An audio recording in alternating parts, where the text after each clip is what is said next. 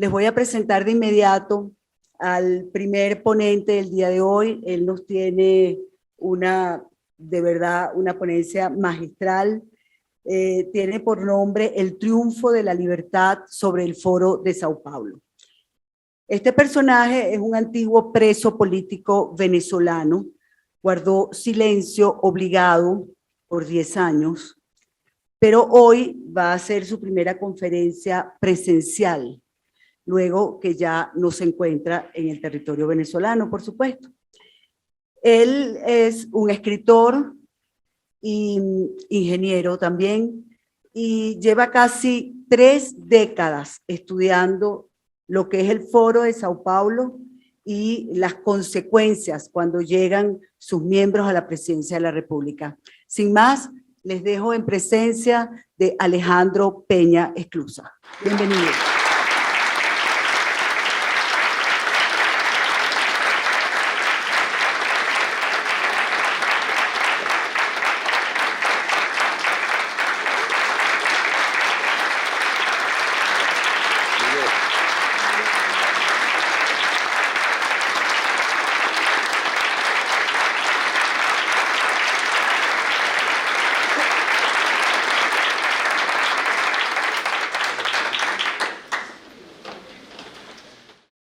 Bueno, como se darán cuenta, estoy muy emocionado con sus aplausos, muy contento de estar aquí y esperanzado, como dijeron las personas que me precedieron, Jorge Martín y Santiago, porque estamos aquí reunidos básicamente por 2 motivos. Primero, para articular esfuerzos para enfrentar al Foro de Sao Paulo y al Grupo de Puebla. Pero segundo, para compartir experiencias. Esto es importantísimo. Que personas que luchan por la libertad, los derechos humanos, la democracia, el Estado de Derecho de diferentes países, nos reunamos y intercambiemos experiencias. Y quiero adelantarles que mi exposición, más que una exposición teórica, va a ser un testimonio. Mi experiencia personal de un venezolano que lleva, como dijo Nitu, unos cuantos años dándole seguimiento al Foro de Sao Paulo. Yo quisiera, antes de comenzar, hacer un breve paréntesis, que quizás algunos de los aquí presentes están preocupados, tienen un poco de pesimismo, porque los candidatos del Foro de Sao Paulo triunfaron recientemente en Perú, luego en Honduras, luego en Chile, y quizás estarán pensando que también será así en Colombia y en Brasil. Y yo les quiero decir hoy que eso no tiene por qué ser así. Eso no está decretado, eso no es inexorable.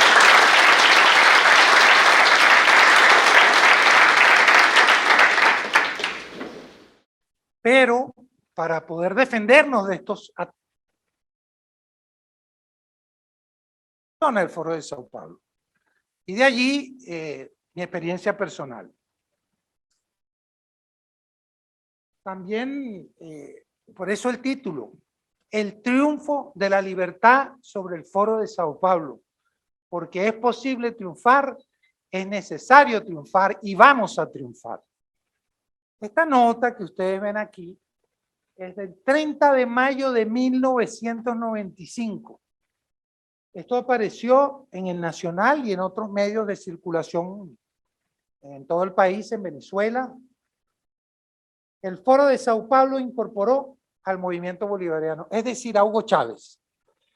No exagero cuando les digo que esta nota que yo leí en mi casa una mañana cambió mi vida, porque desde ese mismo momento supe que un individuo que no tenía ninguna oportunidad de llegar a la presidencia de la República, con el apoyo del Foro de Sao Paulo, apoyo financiero, apoyo político, acceso a los medios y una narrativa, era posible que llegara a la presidencia, lo cual, como ustedes saben, ocurrió. En ese mismo día, 30 de mayo de 1995, hace casi 27 años ya, decidí iniciar una cruzada para advertir no solamente a los venezolanos, sino a todos los pueblos de Iberoamérica, la amenaza que significaba el Foro de Sao Paulo ahora con este aliado que de ganar las elecciones iba a suministrarles abundantes petrodólares para el proyecto. Y les quiero mostrar, aquí les pido un poquito de paciencia, un video de 1 minuto nada más.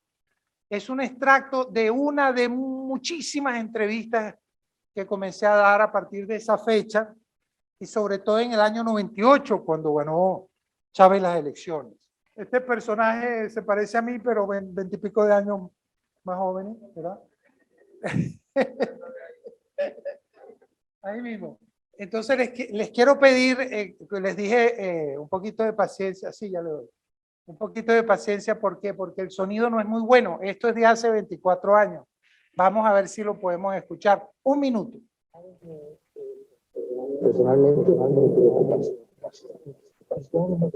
avance, toda la narcoguerrilla latinoamericana.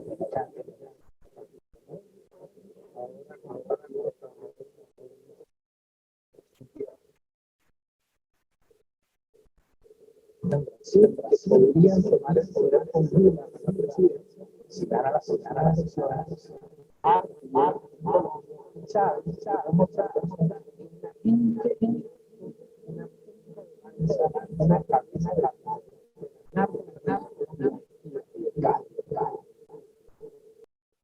Directo, una cabeza de playa, una punta de lanza del narcoterrorismo colombiano y de Fidel Castro. Esas eran las palabras finales hace casi 27 años, ¿verdad? Eso podía haberse evitado. De este folleto que ven aquí, logramos imprimir junto con mi equipo 200.000 ejemplares.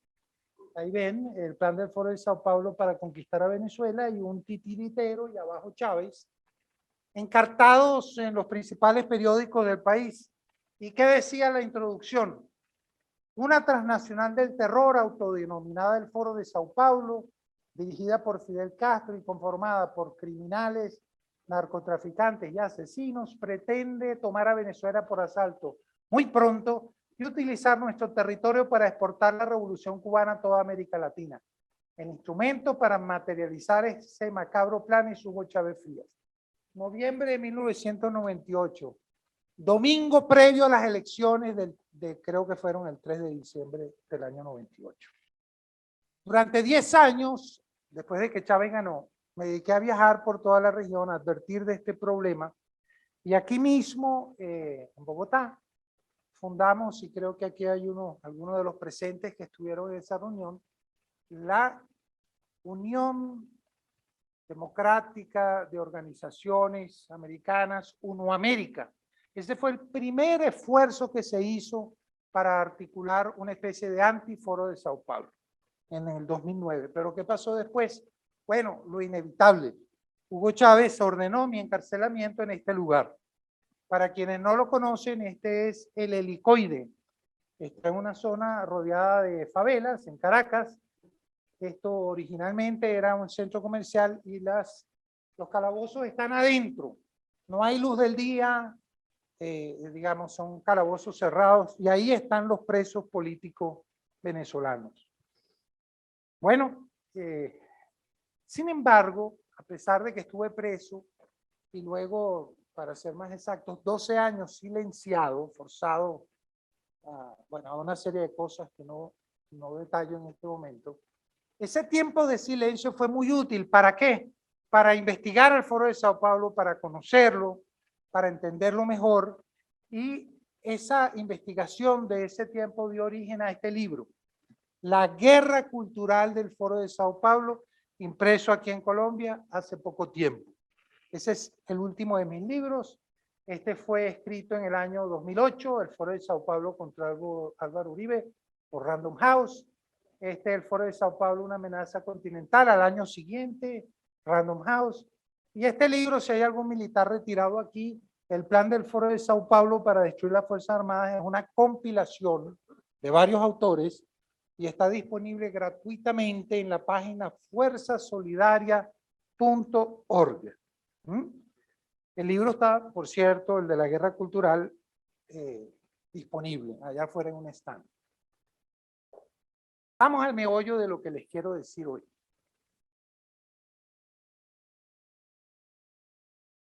Cuando el Foro de Sao Paulo desea apoderarse de una nación, hace lo mismo que un estafador cuando quiere desfalcar a una víctima. Lo investiga. ¿Cuáles son sus propiedades? ¿Cuáles son sus horarios? ¿Cuáles son sus debilidades? ¿Su familia? ¿Para qué? Para poderlo manipular y estafarlo. Lo mismo pasa con las naciones que el Foro de Sao Paulo desea conquistar.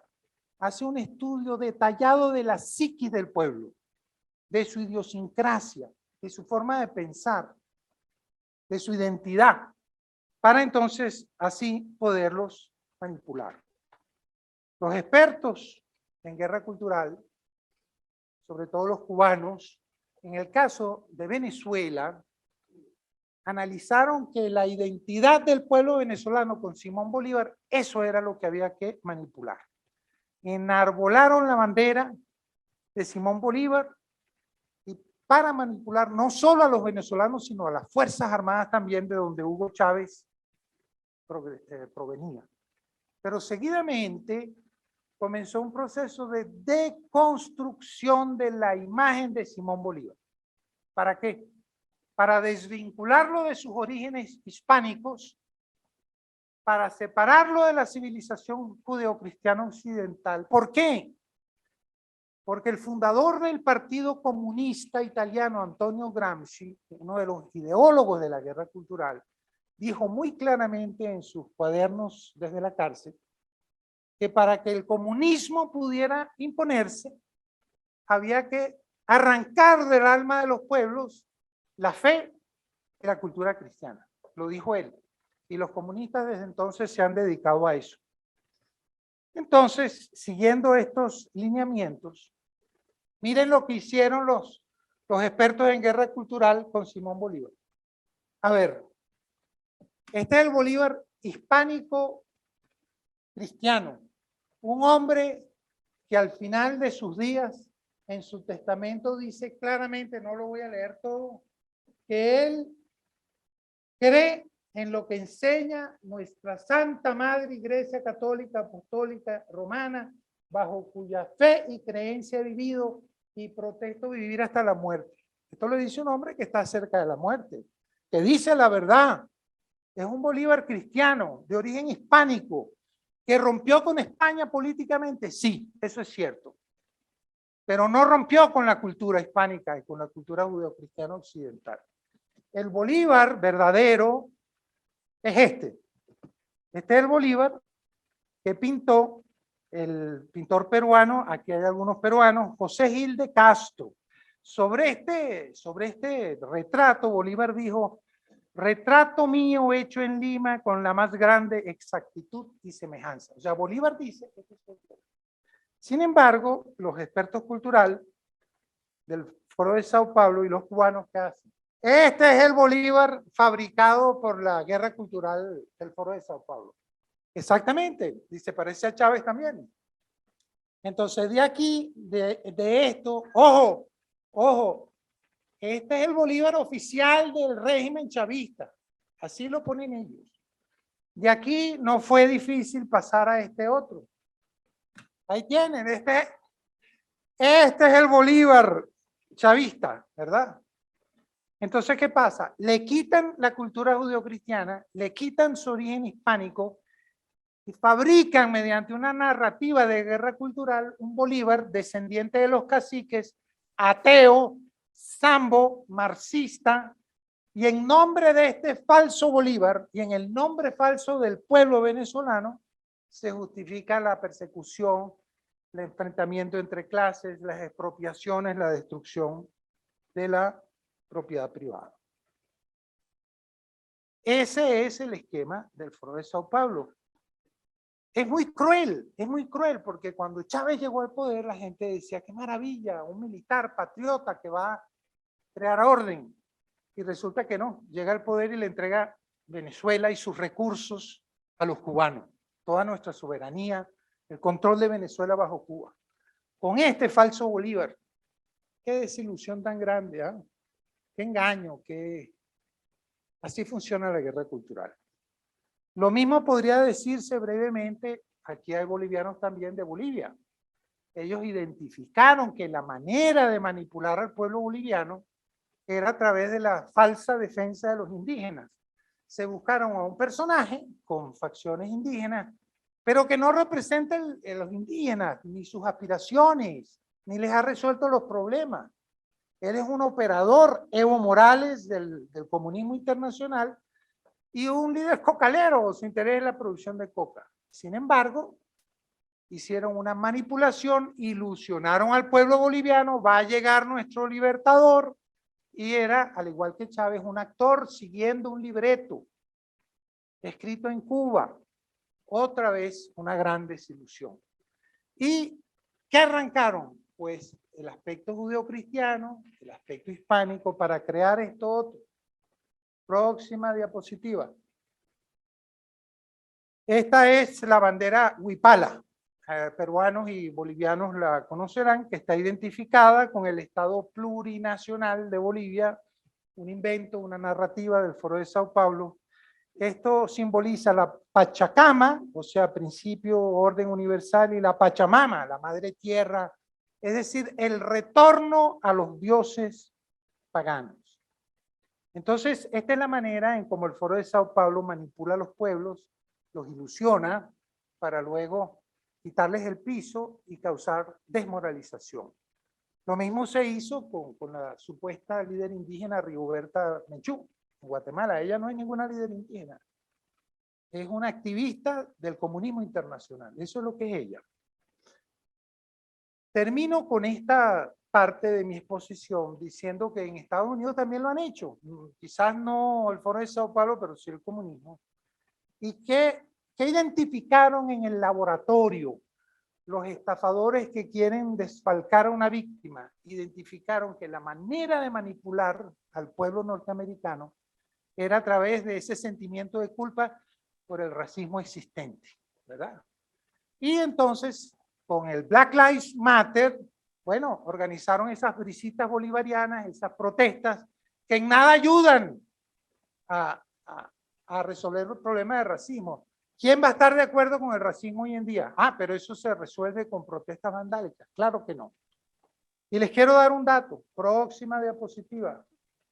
Miren, ustedes esto van a decir que es increíble. Pero a escasos metros de o kilómetros de la Casa Blanca, el Foro de Sao Paulo tiene reuniones cerca de Washington, en Maryland y en Virginia, en el año 2017, ¿verdad? Este es un cartel tomado de la página del Foro de Sao Paulo, forodesaopaulo.org. Ustedes pueden descargarla de ahí. Y miren, esto es una ampliación de, miren quién participa. Black Lives Matter. Black Lives Matter participa en las reuniones del Foro de Sao Paulo, en Washington y sus alrededores. Ahora viene la gran pregunta que ustedes también se estarán haciendo. Bueno, ¿cómo hizo el laboratorio del Foro de Sao Paulo para intentar tomar el control de Colombia? ¿Dónde está el perfil que el estafador, el Foro de Sao Paulo, descubrió en Colombia? ¿Qué hizo en Colombia para manipular al pueblo colombiano? Los expertos en guerra cultural descubrieron que el ángulo para entrar en Colombia era el anhelo de paz. 60 años de insurgencia marxista, de violencia, y la gente quería paz. Y el Foro de Sao Paulo dijo, vamos a darles lo que piden, vamos a darles paz. Pero ¿cómo fue esa paz? Una paz manipulada. Aquí participó mucha gente en el exterior para que supuestamente hubiera paz en Colombia. ¿Y cómo fue esa paz? Una farsa. Porque no se alcanza la paz cediendo al narcoterrorismo, solo se alcanza la paz obligándolo a desmovilizarse. Entonces los acuerdos de paz no trajeron la concordia que supuestamente iban a traer. Primero, porque las FARC sigan operando, aunque se llamen disidencias. Segundo, porque hay unos individuos que cometieron delitos que ahora están en el Congreso sin haber sacado un solo voto. Eso se llama impunidad. Y tercero, porque la producción de coca se quintuplicó desde los acuerdos de paz hasta hoy. Entonces, ¿qué pasa? ¿Quién no iba a estar de acuerdo con la paz? Todo el mundo va a estar de acuerdo con la paz, dentro y fuera de Colombia. Pero fue manipulada para cuando esa paz no funcionara, causar desmoralización. Mira, yo creía que iba a haber paz, me ilusioné y ¡pam! Lo mismo que pasó con Chávez y con Evo Morales. Falsas ilusiones. Ilusionar para luego quitar el piso. Pero en el caso de Colombia hubo dos operaciones de guerra cultural simultánea. Una adicional fue el tema de el terror. Causar terror a través de las manifestaciones vandálicas. Las manifestaciones vandálicas que son financiadas por el ELN y por tanto por el narcotráfico y apoyadas desde Venezuela, su verdadera intención es quebrar el ánimo de los colombianos. Junto con la otra operación que mencioné y la tercera operación simultánea, fíjense qué astutos y crueles han sido con Colombia. Próxima lámina.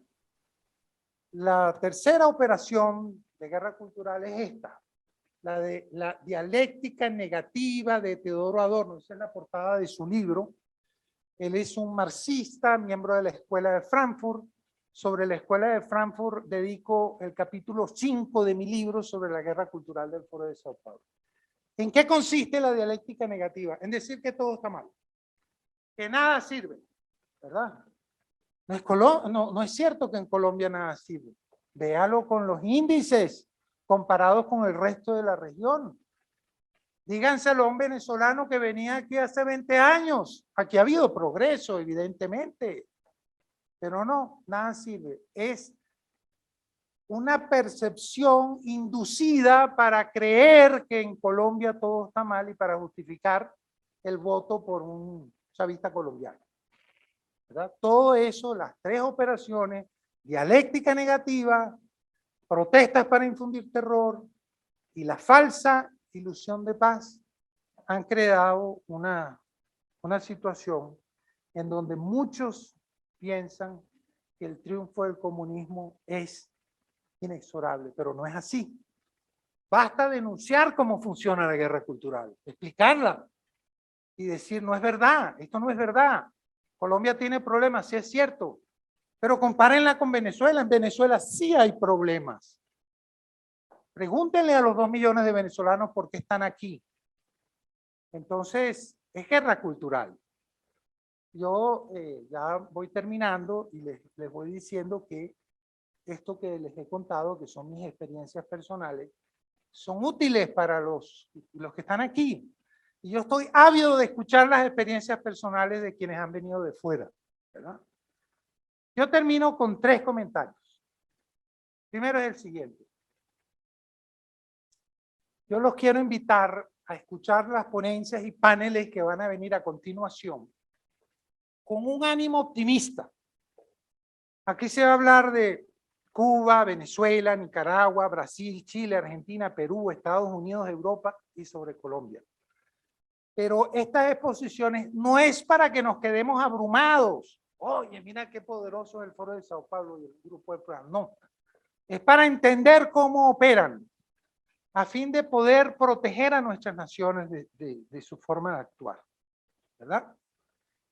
Esta crisis por la que estamos pasando en Iberoamérica no tiene que ser tampoco, no es inexorable que ese sea nuestro futuro. Próxima lámina, esta. Nosotros podemos construir un continente de la esperanza. Este es otro de mis libros, hay una versión en español, en portugués, don Ernesto, que la tengo allí. En inglés también, para quienes no hablan español, tengo unos ejemplares. El continente de la esperanza, la integración iberoamericana, la construcción de una comunidad económica iberoamericana, eso es factible. Tenemos que vencer estos obstáculos que tenemos, espero yo, temporalmente, y dedicarnos a crecer y a alcanzar lo que es nuestra identidad histórica. El segundo comentario que les quiero hacer es un agradecimiento muy especial a la Fundación Dicenso y al Foro Madrid, qué refrescante, qué esperanzador para quienes tenemos años luchando contra el Foro de Sao Paulo, que desde Europa se preocupen en desenmascarar este problema.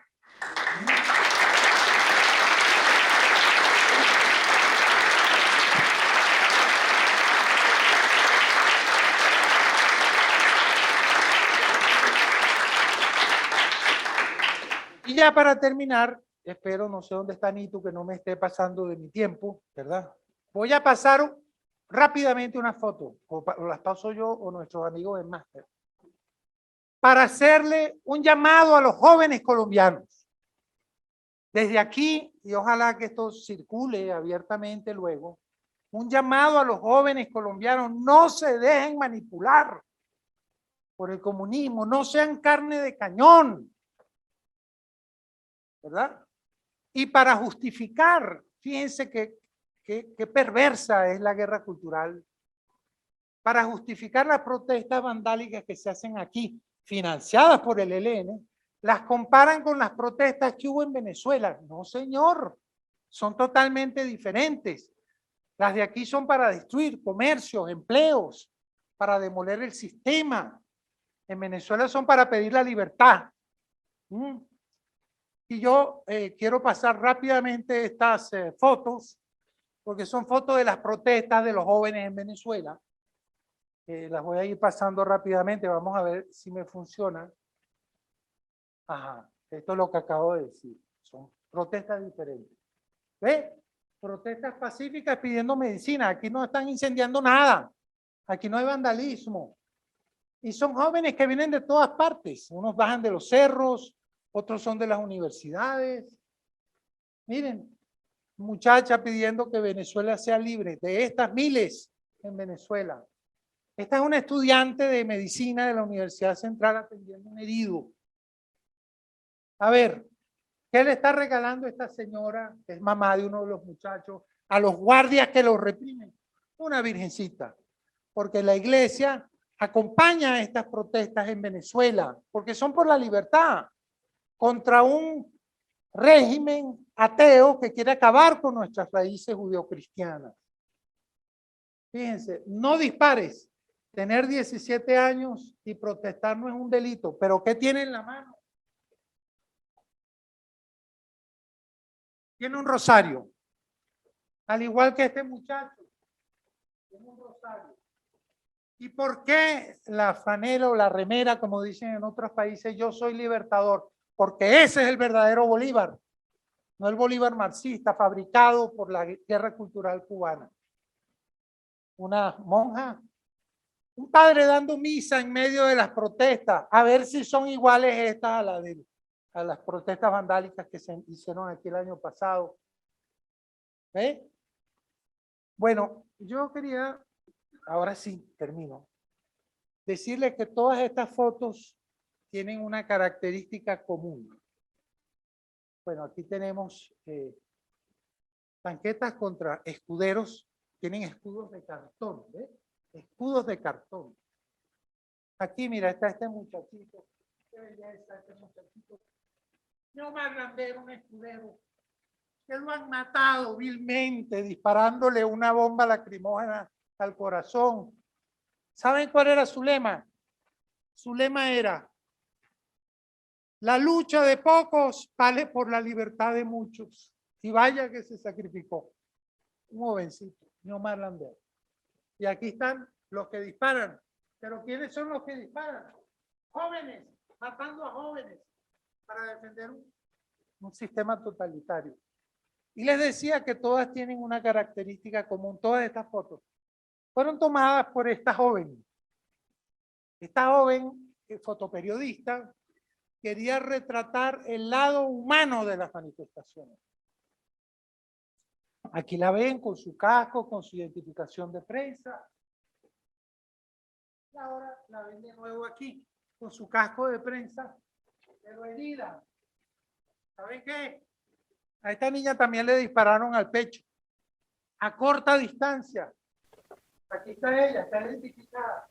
2 de prensa. ¿Saben por qué se salvó? Porque tenía un chaleco antibalas puesto. ¿Y quién le dio el chaleco antibalas? Su papá, que soy yo.